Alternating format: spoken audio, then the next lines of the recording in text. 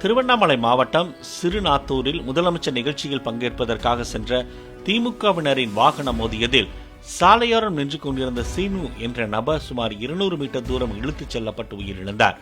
திமுக இளைஞரணி மாநாட்டில் பங்கேற்ற முதலமைச்சர் ஸ்டாலின் கீழ்பெண்ணாத்தூர் அருகே கருணாநிதி சிலை திறப்பு விழாவிற்கு அங்கிருந்து புறப்பட்டு சென்றார். அப்போது அவரை பின்தொடர்ந்து சென்ற வாகனங்களில் ஒன்று சீனு மீது மோதியதாக கூறப்படுகிறது. தகவல் அறிந்து அவரது உறவினர்கள் சாலை மறியலில் ஈடுபட முயன்ற போது அவர்களை போலீசார் தடுத்து நிறுத்தினர். இதனால் வாக்குவாதம் ஏற்பட்ட நிலையில் லேசான தடியடி நடத்தப்பட்டது. சிதறி ஓடியவர்களை போலீசார் விரட்டிச் சென்று கைது செய்த நிலையில் சில வாகனங்களின் கண்ணாடி சேதப்படுத்தப்பட்டதாக கூறப்படுகிறது.